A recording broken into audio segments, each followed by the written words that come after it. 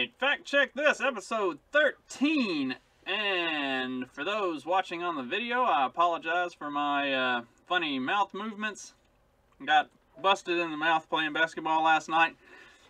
And for those of you who only listen to the podcast, now you're going to have to go find me on YouTube so you can see the funny faces that I make trying to talk around a swollen lip.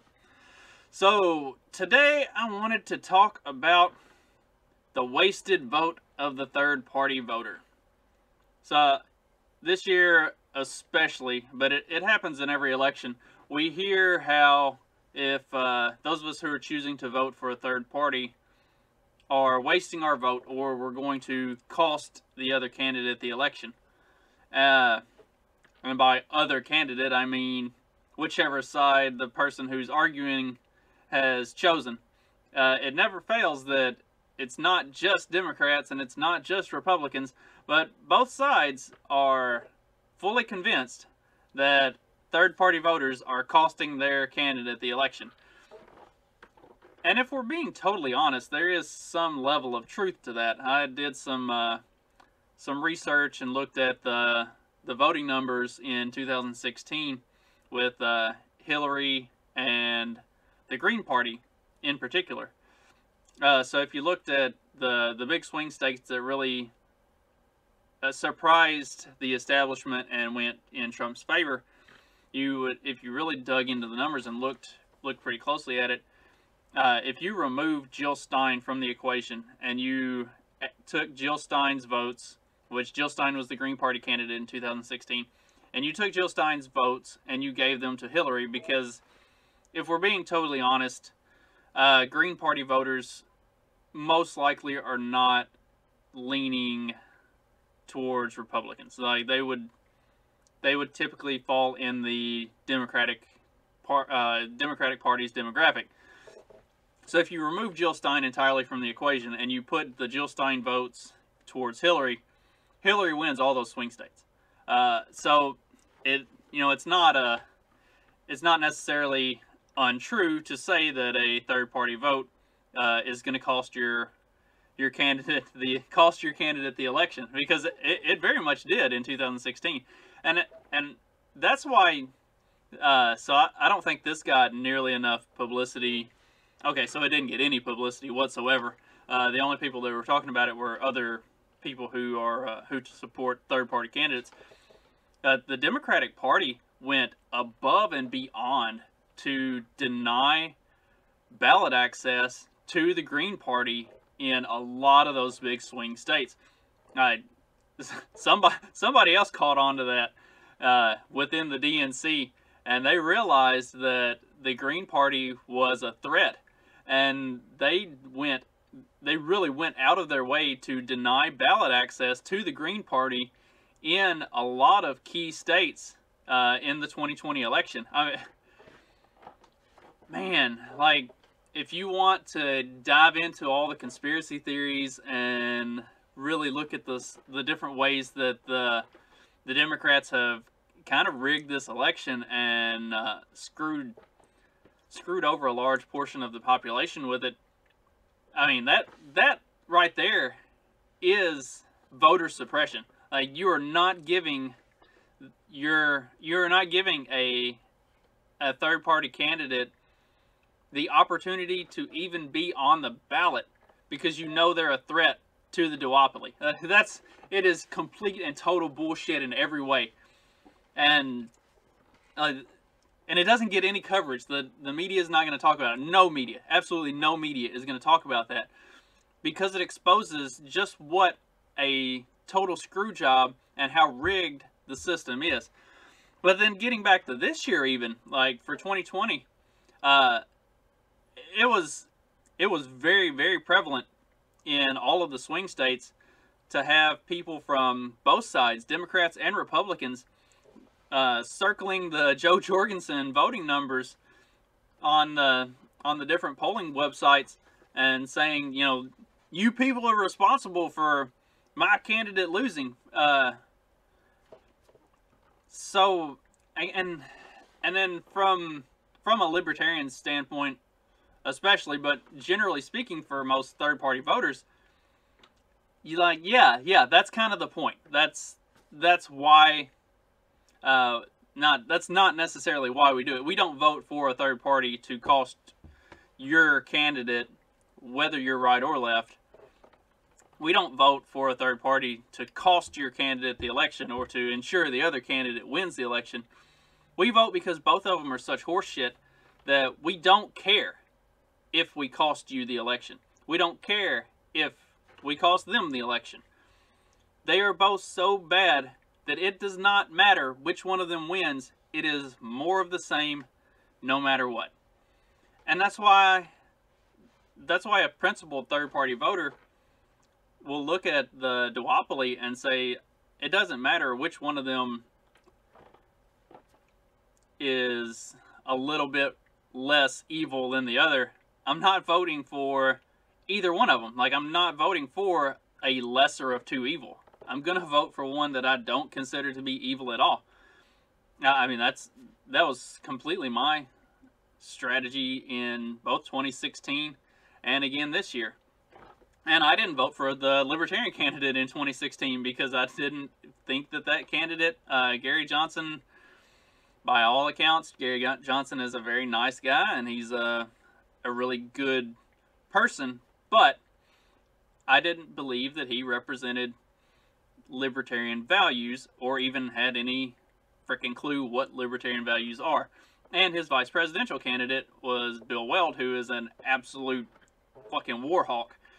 And that's the whole thing that pushed me away from the Republican Party to begin with, was the unending, just terrible wars that, kill people in the Middle East for no reason. They kill people all around the world for no more reason than to promote and profligate the industrial military complex and just keep the war machine turning. So we picked the candidates that, as third party, like principled, truly committed third party voters, we pick a candidate that represents our values and the things that we believe in and the things that we want to see. And it doesn't matter which of the other two win, because at the end of the day, they are two sides of the same coin. Like, there's nothing that's going to change whether it's a Republican or a Democrat that wins. And for all of the talk about how our third party vote is going to cost one party or the other the election, neither one of those parties, the Democrats or the Republicans, seem to be at all interested in actually taking a position that might win over any of those third-party voters. Like, browbeating us and telling us that we're going to cost you the election is not a strategy for winning us over. Like, we don't fucking care. If we cost you the election, that's your fault for not campaigning in a way that made us believe in you. Like, so that's what I really want. I really want to know if anybody wants to comment, or, like, I have people who are very political on both sides of the spectrum. Like, come on and we'll do an interview. And I'm not trying to interview people who have loud voices in mainstream media or anything like that. Like, I want to do interviews where we get on here and we do a call and we chat, and it's just me and somebody else who's a normal person that has opinions and thoughts on stuff, so that we can hash this stuff out and just have conversations that normal everyday people have about this kind of stuff. Because as a libertarian who is going to vote libertarian pretty much across the board, unless the libertarian candidate is a Gary Johnson, Bill Weld type, I'm going to vote for a libertarian. And if I'm going to cost the Republicans or the Democrats an election because I voted libertarian, why aren't the Republicans or the Democrats doing anything to address that issue and actually go try to get those votes from the third party voters? Because so being against taxes, being against incessant wars all over the world, being against mass incarceration of nonviolent offenders, these are all big things that libertarians especially stand very strongly on. And for all of his talk and bluster about being anti-war, Trump has done some to reduce troop levels across the world, but nothing significant.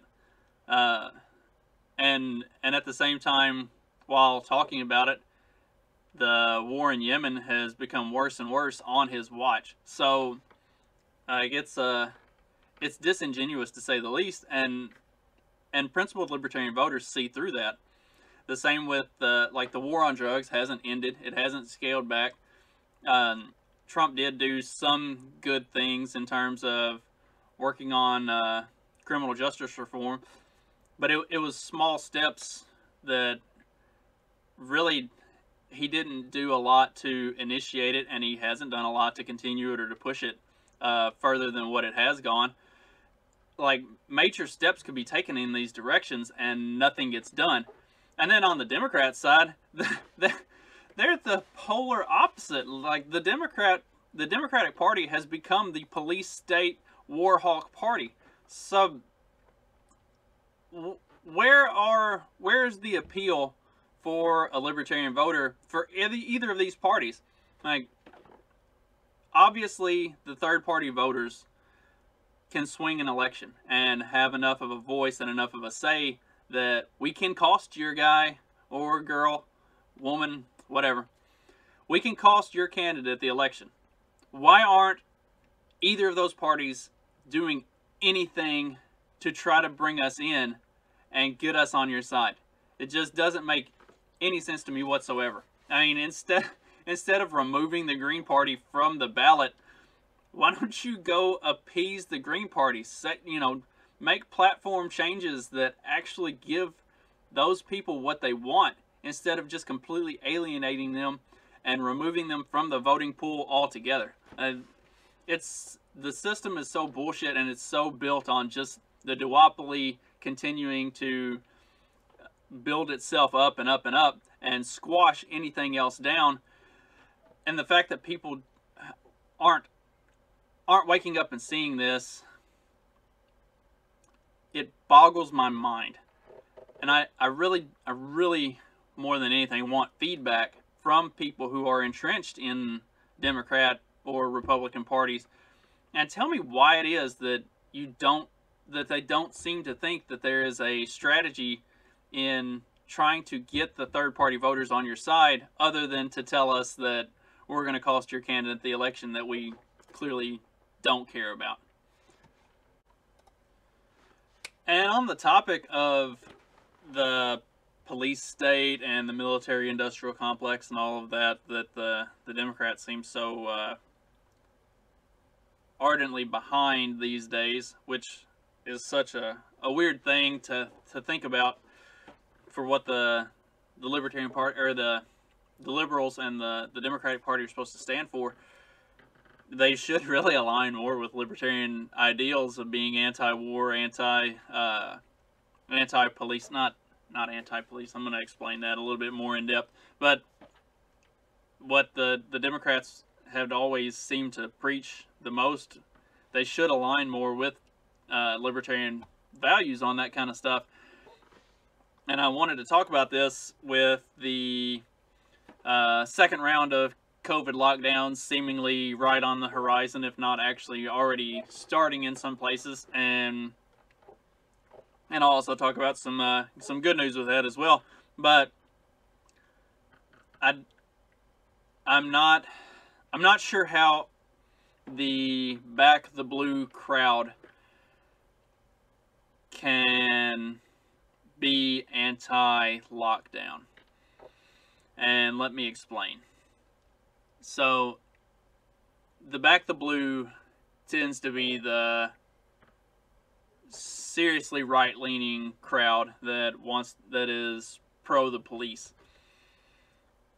And for that to be a group that is also supposedly in favor of smaller government, I don't see how you can be I don't see how you can be so in favor of and supportive of the police force while also claiming to be a proponent of smaller government and less government control in your life.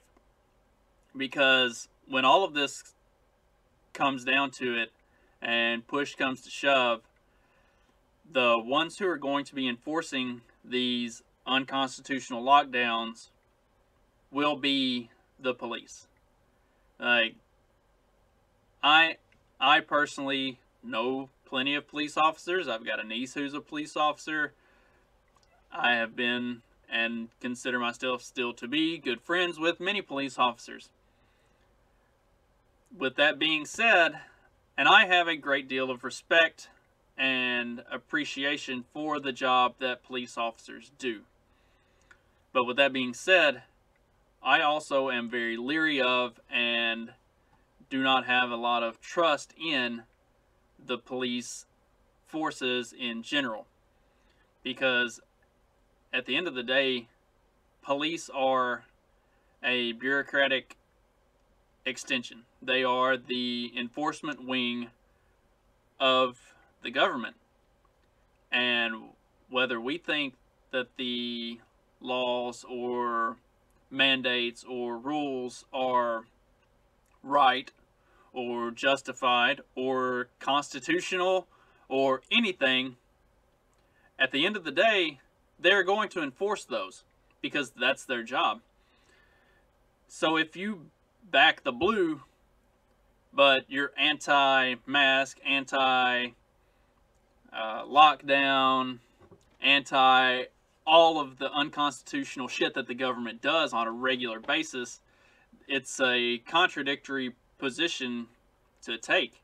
And I really feel like there needs to be some reconsideration put into that position. And like I said, that I don't say any of that to belittle or demean the police. I do believe that the police have a important role to play, but the problem is that role has been so completely hijacked by the government in what they legislate and the unconstitutionality of a solid 85 to 90% of what our current government actually does anyway, that it puts me in a position of being at odds with the police. Because this is all a trial run, and I feel like I might go off the rails and sound kind of conspiracy theory nut job in this, but it starts with the mask mandates and the lockdowns. And there was an article in the Courier Press here in Evansville about that there's going to be like undercover squads going around making sure that different bars are adhering to mask mandates and and different restrictions. Like, they are 100% willing to completely and totally trample on your freedoms and your liberties and do it in the most unconstitutional way imaginable, because that's the job and that's what they're told to do. And that should be a terrifying thing for anyone and everyone who's paying attention. And that's the big problem, is nobody's actually paying attention. Nobody thinks this through and thinks about the precedent that this all sets. If you're willing to rat out your neighbors for having 12 people at their house for Thanksgiving, like, you are a part of the problem. You are the secret police. You have succumbed to the state and given up all of your freedom and given up your fucking brain. And it's embarrassing that the nation that threw tea in the harbor and revolted over a 3% tax that refused to allow military deployments from England to stay in their homes, that refused to give up their guns, has become such a just an overwhelming herd of pussies. It embarrasses me.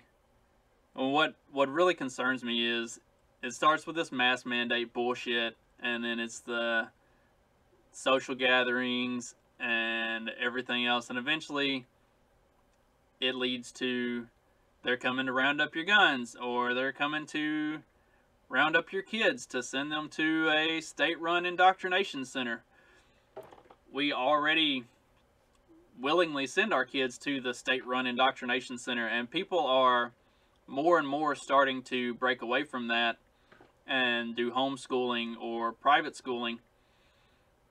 And it's only a matter of time before the government realizes that people are starting to break from that system and get away from allowing their kids to get a public education, and they're starting to teach their kids stuff outside of that.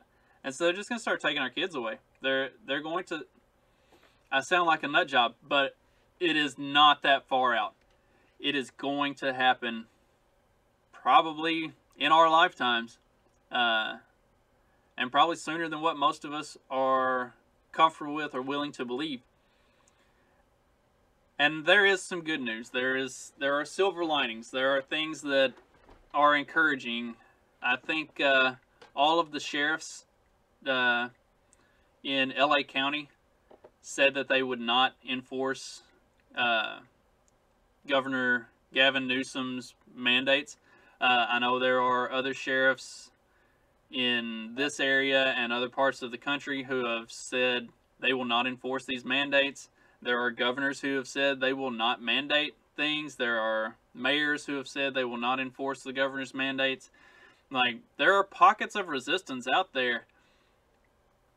And if your elected officials are not a part of that resistance, you need to vote those motherfuckers out as quickly as possible, because they do not have your interest in mind. They do not have your health and safety and well-being in mind. They have what helps them maintain the highest level of power in mind, and that's it. That's what all of this has been about. I started saying it back in March and April, right when the lockdowns and all this stuff started. Was number one, this is going to be way worse than any virus ever would be. The number of people who are going to kill themselves from suicide, the drug overdoses, depression, anxiety, stress, all of that stuff is going to go through the roof. That is going to be way more deadly than what this virus will ever amount to being. And that is proving itself over and over and over again as this whole thing goes. Everywhere that lockdowns have been employed, everywhere across the globe, it is showing itself to be true over and over and over again, that the treatment for this disease is actually infinitely worse than the disease itself. But we were also saying, like, me and a lot of people who are like-minded to me, we're saying this is all a method of control. It has nothing to do with the virus. It has nothing to do with your health and safety. It is all about control and grooming people to be willing to be controlled and to be eager and happy and ask for that control. These are scary and unprecedented times that we're coming into, and we really need to take a step back and evaluate what's important as free individuals in our society. It's time to stop thinking about left and right, Democrat and Republican, and it's time to start thinking about freedom and liberty and how we can stand up for ourselves against the government that is going to impose its will on us. It's time to make a plan. It's time to find like-minded people. There are a bunch of different websites and other types of things that, and groups, Facebook groups and stuff like that, where people are getting together and talking about this stuff and preparing for what is to come, because it's coming. As much as I can know that I sound like a nut job for saying it, it doesn't change the fact that it's coming. And we've got to be ready. We've got to be prepared. And you got to know what you're going to do and how you're going to provide for and take care of yourself going forward. Because it's only going to get worse before it gets better. Maybe a more grim start to the week than I had intended. I'll probably only do the one episode this week, with it being Thanksgiving week. Things get kind of squirrely with my schedule and everything. So this will probably be the only one for the week. Hopefully I can get some more interviews set up with either some friends who want to talk about this stuff, or some fans of the Peddling Fiction website. In the meantime, go get you some Lorenzotti coffee. Check out Lucky Guy Bakery and get some great brownies and cookies and stuff. And I'll see you next time. Have a good one.